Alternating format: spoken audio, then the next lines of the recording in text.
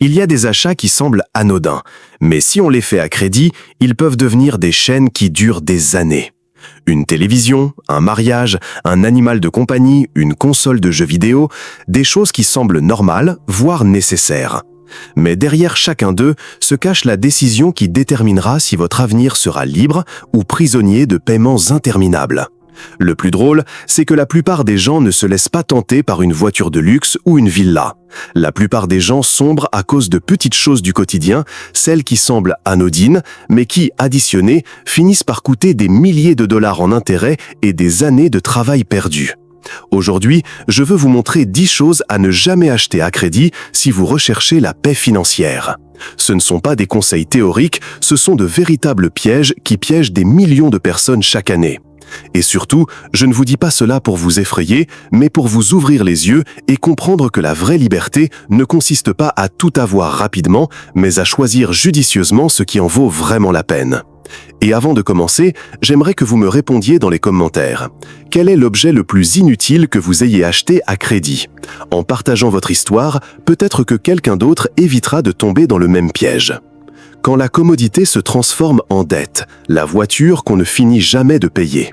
Pour beaucoup, une voiture représente la liberté. La sensation de tourner la clé, de démarrer le moteur et de savoir qu'on peut aller où l'on veut est incomparable. Mais cette même liberté peut se transformer en prison silencieuse lorsqu'on décide d'acheter une voiture à crédit sans vraiment s'y préparer. Un prêt de 15 000 $ sur 5 ans avec un taux d'intérêt annuel de 8%.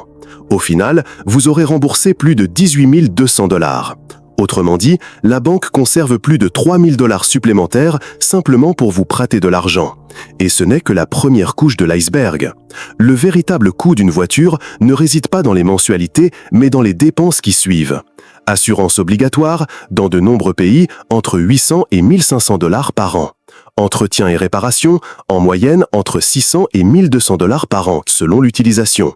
Essence, si vous conduisez régulièrement, vous pouvez facilement dépenser entre 1500 et 2000 $ par an. Dépenses imprévues, pneus neufs, batterie, accidents, la liste est longue. Au total, une voiture à 15 000 $ peut représenter une dépense cumulée de plus de 30 000 $ sur 5 ans. Et si vous financez tout cela par des dettes, la voiture cesse d'être un moyen de transport et devient un passif qui pèse sur votre avenir financier. Le problème n'est pas la voiture. Le problème, c'est la précipitation à l'acheter maintenant. C'est cette envie de démontrer son statut, de croire qu'on le mérite tout de suite, même si son portefeuille n'est pas encore prêt. Un sage conseil dit « Vous serez vraiment prêt à acheter une voiture le jour où vous pourrez la payer 2 fois et avoir l'esprit tranquille. » Pourquoi? Parce que cela vous permettra non seulement de couvrir le coût de l'achat, mais aussi toutes les dépenses ultérieures. Si ce n'est pas votre cas, le plus sage est d'attendre, d'économiser et d'acheter plus tard, ou de choisir un modèle plus modeste qui ne vous rend pas esclave de votre propre véhicule. Une voiture peut être un moyen de gagner de l'argent, par exemple si vous l'utilisez pour le travail, mais même dans ce cas, il faut être prudent. Car si les revenus qu'elle génère ne dépassent pas le coût total de son entretien, au lieu d'être un actif, elle devient un poids supplémentaire sur vos épaules. La voiture qui semble vous donner des ailes aujourd'hui peut demain vous lier avec des chaînes invisibles, celles de la dette, des intérêts et de la pression mensuelle de payer. Des vacances qui se transforment en tempête financière. Les vacances sont un répit pour l'âme. Un moment pour rompre avec la routine, se ressourcer et créer des souvenirs qui, en théorie, devraient durer toute une vie. Mais lorsqu'on les finance par des dettes, ces bons souvenirs peuvent se transformer en tempêtes financières difficiles à oublier. Le taux d'intérêt moyen des cartes de crédit en Amérique latine et dans de nombreux pays hispanophones dépasse 30% par an. Cela signifie que des vacances de 2000 $, si vous les remboursez uniquement avec votre carte et que vous prenez 12 mois pour les rembourser, peuvent vous coûter 2600 $ ou plus. Et le pire, une fois le remboursement terminé, vous planifiez probablement déjà le prochain voyage. En d'autres termes, vous payez encore pour hier tout en essayant de vivre aujourd'hui. Le problème n'est pas de voyager. Le problème est de vouloir le reste avant l'effort. Voyager avec des dettes, c'est comme se servir un festin alors que son réfrigérateur est vide. On profite du moment présent, mais la fin en résulte encore plus, en retard. Il y a une chose que presque personne ne dit. Si vous avez la discipline de payer vos mensualités de prêt, vous avez aussi la discipline d'épargner ces mêmes mensualités. La différence, c'est qu'avec l'épargne, vous gagnez. Avec l'endettement, c'est la banque qui gagne. Si vous mettez de côté 200 $ par mois pendant 10 mois, vous aurez 2000 $ pour voyager sans souci. Mais si vous prenez ces 2000 $ à crédit avec 30% d'intérêt, vous finirez par payer près de 2600 $. La question est, préférez-vous que vos souvenirs coûtent 2000 $ ou 2600 $? Le repos ne doit pas devenir l'ennemi du futur.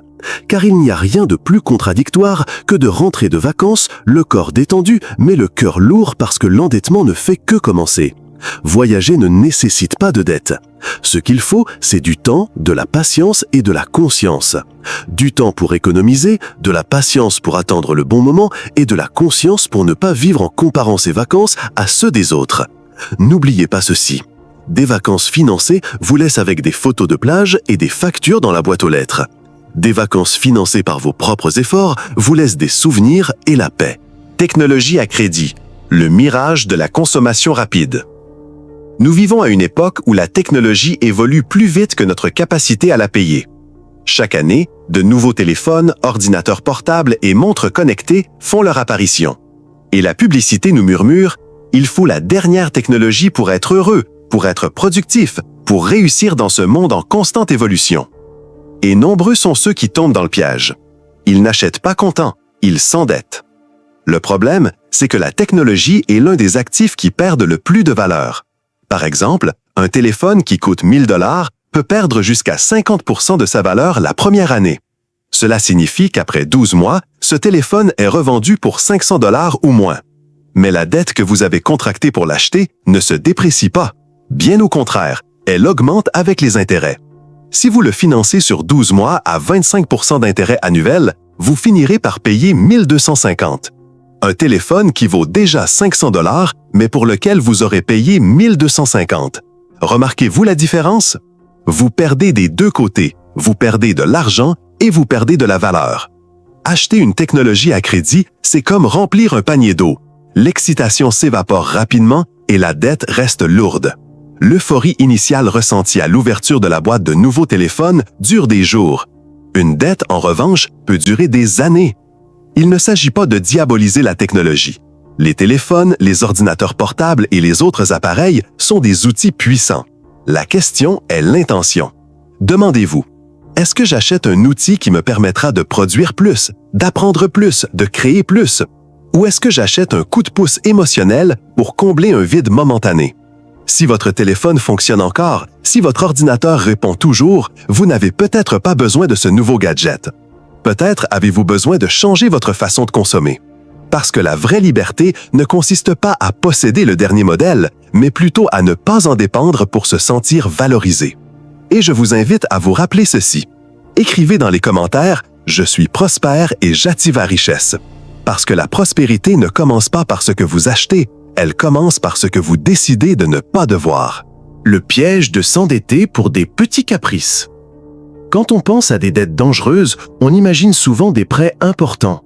Un prêt immobilier, un financement automobile, un prêt professionnel. Mais en réalité, ce ne sont souvent pas ces dettes importantes qui ruinent les gens, mais plutôt les petites décisions répétées, ces achats impulsifs qui semblent anodins. Une télévision à crédit, un casque audio tendance, une console de jeux vidéo, un fauteuil gamer aux lumières et au design futuriste. Chacun de ces articles, pris séparément, semble insignifiant.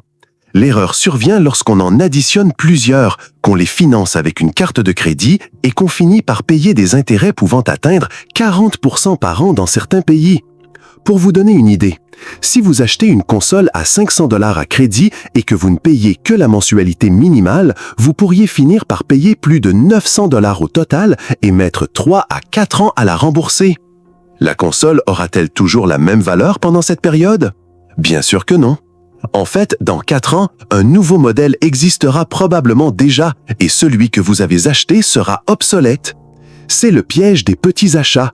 L'objet perd rapidement de la valeur, mais la dette reste importante, s'accumulant silencieusement au bas de votre bilan. Les statistiques montrent que la plupart des faillites personnelles ne sont pas dues à une seule dette importante, mais plutôt à l'accumulation de plusieurs petits prêts à la consommation, qui forment une boule de neige inexorable. C'est comme la goutte d'eau qui tombe chaque jour sur une pierre. Une seule goutte ne fait rien, mais des milliers de gouttes au fil du temps finissent par user la partie la plus solide. C'est ainsi que fonctionnent les crédits. Petit à petit, ils érodent votre stabilité financière jusqu'au jour où vous vous réveillez et découvrez que le problème n'est plus négligeable. Cela signifie-t-il que vous ne devriez pas acheter une télévision, une console ou un casque audio de bonne qualité? Non. Cela signifie que la meilleure chose à faire est de les acheter lorsque votre budget est prêt, sans emprunt, sans intérêt et sans avoir l'impression que votre plaisir est hypothéqué. La satisfaction d'attendre, d'économiser, puis d'acheter avec son propre argent dure bien plus longtemps que la fausse joie d'un objet neuf que vous ne pouvez pas encore vraiment vous permettre. L'erreur silencieuse d'acheter de l'amour à crédit. Un chien, un chat, voire un lapin ou un oiseau peuvent remplir votre vie de joie, de compagnie et de sens. L'amour d'un animal est pur, inconditionnel, et nous sauve souvent de la solitude ou de la tristesse. Mais cet amour, bien qu'inestimable, a un coût économique que nous ne pouvons ignorer. En moyenne, entretenir un chien ou un chat peut coûter entre 800 et 2000 $ par an selon sa taille, sa nourriture, les visites chez le vétérinaire, les vaccins et autres soins. Cela signifie que, sur 10 ans, un animal de compagnie peut représenter une dépense de 8 000 à 20 000 $. Et que se passe-t-il si vous décidez d'acheter cet animal avec de l'argent emprunté? Vous ne vous endettez alors pas seulement, vous assumez également une responsabilité vitale qui dépend de vous 24 heures sur 24. Et c'est là qu'apparaît l'une des réalités les plus douloureuses. De nombreuses personnes finissent par abandonner leur animal, non pas par manque d'amour, mais par manque d'amour, l'argent. L'amour était là, mais les ressources manquaient pour payer les soins médicaux, une opération chirurgicale imprévue, ni même la nourriture de qualité dont l'animal avait besoin. C'est l'erreur cachée. Croire que l'amour peut être financé par le crédit. En réalité, l'amour pour un animal se démontre par la responsabilité financière et non par l'endettement. Adopter est une excellente option et des millions d'animaux attendent un foyer. Mais même dans ce cas, la question demeure. Votre budget est-il prêt à subvenir aux besoins de cet être vivant pendant des années? Car un chien n'est pas un jouet, un chat n'est pas un caprice. Ce sont des compagnons de vie avec des besoins réels et constants. Acheter de l'amour à crédit, c'est comme emprunter pour se faire sourire. L'émotion est immédiate, mais la facture arrive plus tard. L'amour doit naître d'une décision consciente et non d'une impulsion financière. Des fêtes de mariage qui laissent plus de larmes que de souvenirs. Se marier est l'un des moments les plus importants et les plus significatifs de la vie. L'amour unit, la famille célèbre et les souvenirs perdurent. Mais lorsque cette célébration est bâtie sur des dettes, ce qui semblait être un rêve peut se transformer en un fardeau qui dure bien plus longtemps que la fête elle-même. Se marier endetté, c'est comme commencer un marathon avec un sac à dos rempli de pierres. On progresse, certes, mais chaque pas paraît plus lourd. Aujourd'hui, un mariage moyen peut coûter entre 10 000 et 30 000 $, selon le pays, le nombre d'invités, le lieu et les détails. Et de nombreux couples, au lieu de commencer leur vie avec des économies ou des projets communs, commencent par un prêt qui les accompagne. Le plus pénible, c'est que cette dette s'étend bien au-delà de la lune de miel. Si la musique, les fleurs et les photos s'estompent avec le temps, la dette est toujours là, accumulant des intérêts. Un prêt personnel de 20 000 $ pour un mariage, avec un taux d'intérêt de 18% sur 5 ans, coûte finalement près de 29 000 $. En d'autres termes, la fête qui a duré quelques heures continue d'être payée pendant 1800 jours. Le problème n'est pas de faire la fête. Célébrer l'amour a de la valeur. Le vrai problème est de faire la fête pour impressionner, de dépenser plus que nécessaire pour répondre aux attentes extérieures. Et ici, il convient de se poser une question délicate mais cruciale. Vos invités vous aideront-ils à rembourser la dette? Si la réponse est non, alors la fête devrait être adaptée à vos moyens. Car au final, ce qui reste d'un mariage, ce ne sont pas la taille du banquet, la robe coûteuse ou le nombre d'invités. Ce qui reste, ce sont les souvenirs, les regards, l'union renforcée par des décisions judicieuses. Construire un mariage sur des dettes, c'est compromettre sa stabilité dès le départ. Le construire sur des décisions conscientes donne à l'amour un terreau fertile pour se développer. C'est pourquoi je vous invite aujourd'hui à réaffirmer votre engagement envers l'abondance et les choix responsables. Écrivez dans les commentaires « Je suis prospère et j'attire la richesse ». car en choisissant consciemment, vous attirez déjà la prospérité dans votre vie. Investir avec de l'argent emprunté, l'erreur que beaucoup taisent. Les investissements sont l'un des moyens les plus efficaces de faire fructifier son patrimoine. Mais c'est aussi un domaine où la patience et la discipline valent mieux que la précipitation et le risque. Investir avec de l'argent emprunté, c'est jouer à un jeu où les cartes sont pipées contre soi. Car la dette n'attend pas. La banque ne comprend pas les pertes, les mauvaises passes ou les projets qui mettent du temps à démarrer. Elle ne comprend que les frais, les intérêts et les échéances. Imaginez que vous contractiez un prêt de 10 000 $ à 12% par an pour investir. Cela signifie que, sur un an, vous devriez payer 1 200 $ d'intérêt. Or, pour que votre investissement soit rentable, il faudrait que vous gagniez non seulement 12%, mais au moins 20%, compte tenu des impôts, des frais et de la possibilité de perte partielle. La plupart des placements sûrs rapportent entre 6% et 10% par an. En d'autres termes, ils ne suffisent pas à couvrir le coût du prêt. Par conséquent, pour que ce pari soit judicieux, vous devez prendre des risques très élevés, ceux-là même qui peuvent vous laisser sans capital et avec une dette impossible à rembourser. Le stress d'investir avec l'argent des autres est silencieux mais dévastateur. Lorsque vous investissez avec votre propre argent, vous pouvez attendre, analyser et décider sereinement.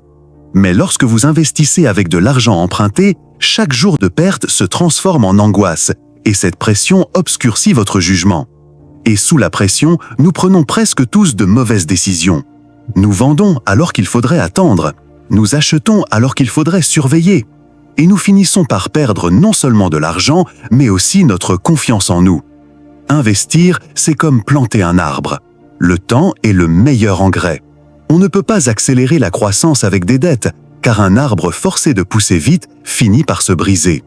La vraie richesse naît de la patience, de la persévérance et de la compréhension que l'argent multiplié calmement dure toujours plus longtemps que l'argent gagné à la hâte. Toutes les entreprises n'ont pas besoin d'un prêt. Apprenez à construire avec peu. Beaucoup pensent que créer une entreprise commence par emprunter de l'argent. Mais en réalité, le capital n'est pas la première chose, c'est la dernière. Amazon est né dans un garage, avec seulement quelques milliers de dollars et le rêve de Jeff Bezos de vendre des livres en ligne. Apple a démarré avec moins de 1 300 $ grâce à la vente d'une calculatrice et d'un pick-up. Disney a débuté dans un petit studio avec une caméra empruntée et la passion de 2 frères. Le schéma se répète, ce n'est pas l'argent qui a fait le succès, mais la vision et la discipline. S'endetter pour démarrer une entreprise sans fondation solide, c'est comme construire un gratte-ciel sur du sable. Au début, tout semble solide, jusqu'à ce que les premières tempêtes frappent. Avant d'envisager un prêt, posez-vous les questions que beaucoup évitent. Ai-je validé mon idée auprès de vrais clients? Car une idée qui n'existe que dans votre tête ne paie pas les factures. Est-ce que je sais exactement comment je vais utiliser cet argent?